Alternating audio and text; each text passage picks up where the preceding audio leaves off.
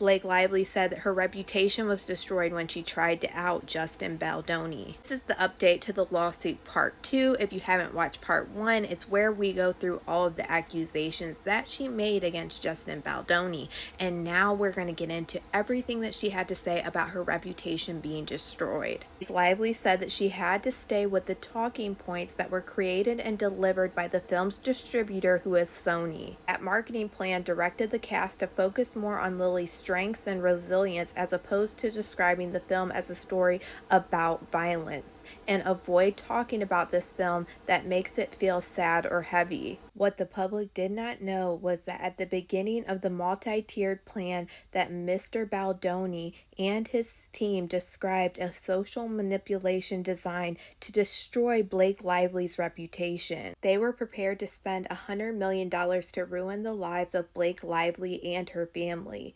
Mr. Baldoni and the Wayfarer Associates embarked on a sophisticated press and digital plan in retaliation for Mrs. Lively exercising her legal protected rights to speak up about their misconduct on the set of It Ends With Us. The plan of Mr. Baldoni, Mr. Heath, and others, which describe preparations and strategies should Miss Blake Lively and her team make her grievances public. They wanted to get ahead of this narrative.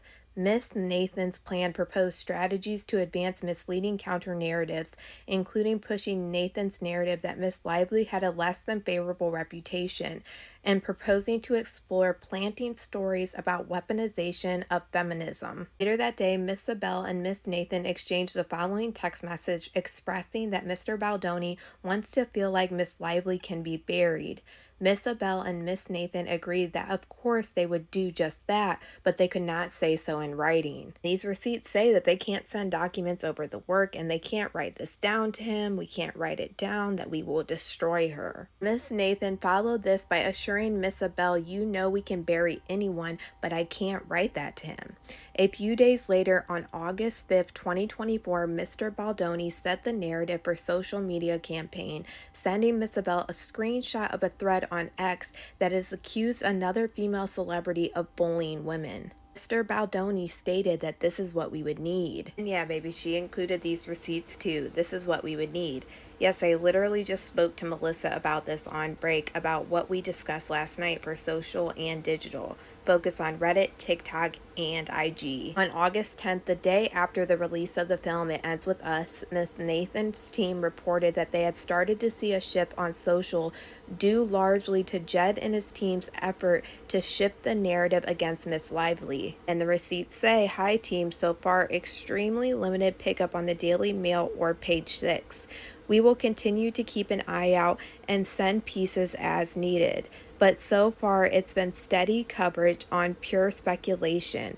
We've also started to see a shift on social due largely to Jed and his team's efforts to shift the narrative towards shining a spotlight on Blake and Ryan. Miss Nathan then bragged to Miss Abel that Mr. Baldoni doesn't realize how lucky he is right now, by which they were referring to the successful efforts to shut down stories that would have revealed how Mr. Baldoni's behavior, including his harassment on set, how he's made the cast and crew uncomfortable. And baby, these receipts ain't lying. Less than 1 week later, again, they bragged about how they shut down stories regarding HR complaints on set.